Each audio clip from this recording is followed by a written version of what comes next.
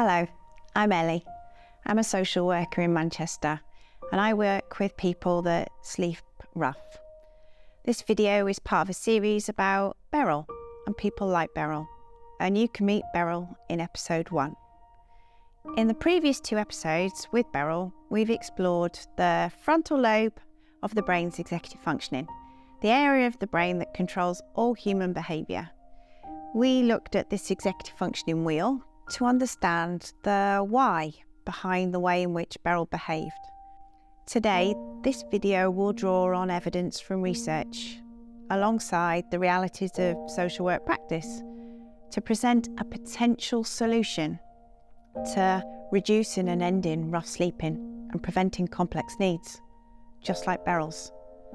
Now, Beryl is one representation of the many people that continue to sleep rough during the humanitarian response of the Everybody In initiative in Manchester during the pandemic of COVID.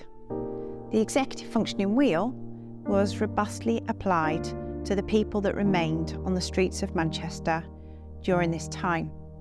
And there were themes that emerged, and the themes were hidden disabilities and differences.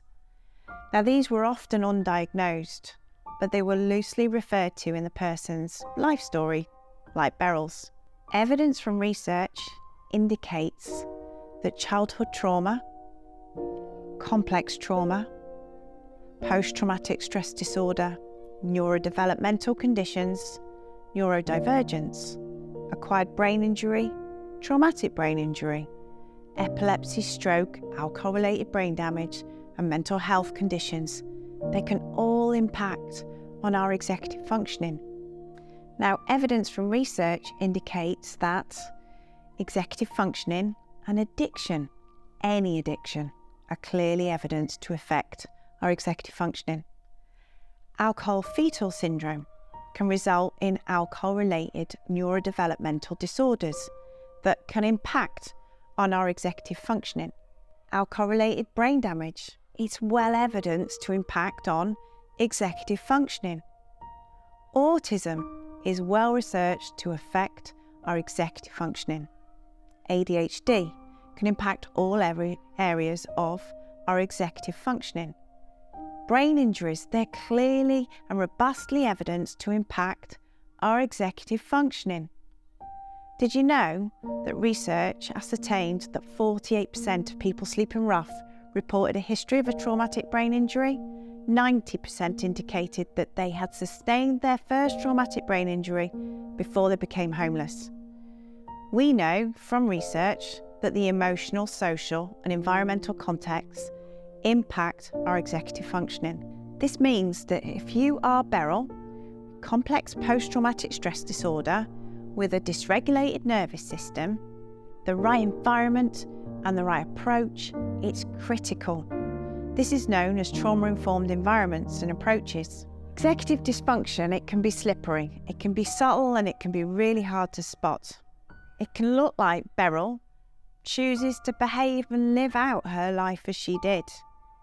But we now know that she did not have the capacity to act in the way that she wanted to at that particular time.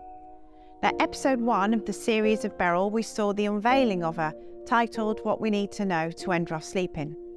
This episode illuminated the hidden disabilities and differences of people that sleep rough and provided a context as to why people in Manchester continued to sleep rough during the pandemic, despite the legal, political and financial frameworks from this unique opportunity. Episode 2, we explored executive dysfunction, how it impacts human ability to have the capacity to act out our decisions and prevents us from being who we want to be.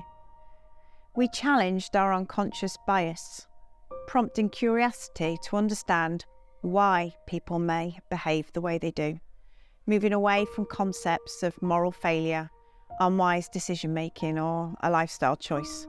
In this episode, we've explored evidence from research that presents the hidden conditions that impact our executive functions and the correlation of these conditions to the population of people that sleep rough. This episode suggests that we need to seek What is beyond an individual struggling, and what is the larger context in which their struggles appear?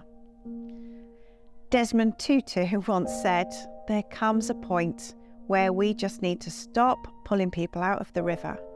We need to go upstream and find out why they're falling in."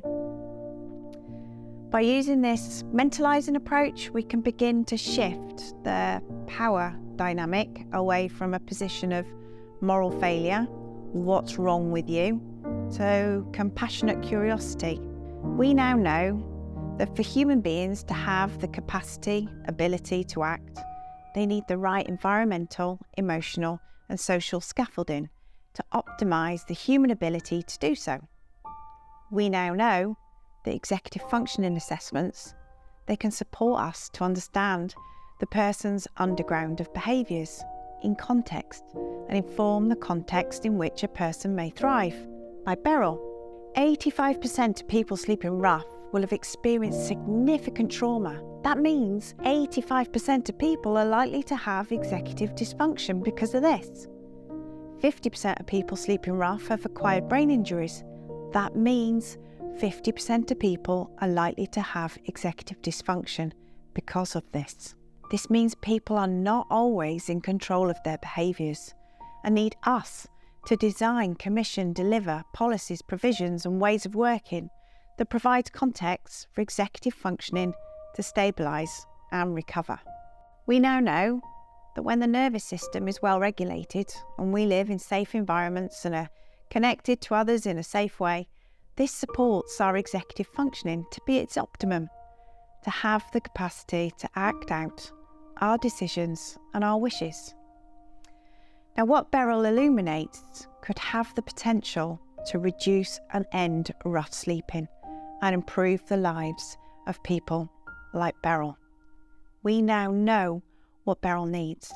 Beryl and others are now unveiled, the context of their struggles no longer hidden because of the unique opportunity that pandemic provided. This opportunity is not to be missed. It has the potential to reduce and end rough sleeping. Thank you for listening to me and the people like Beryl.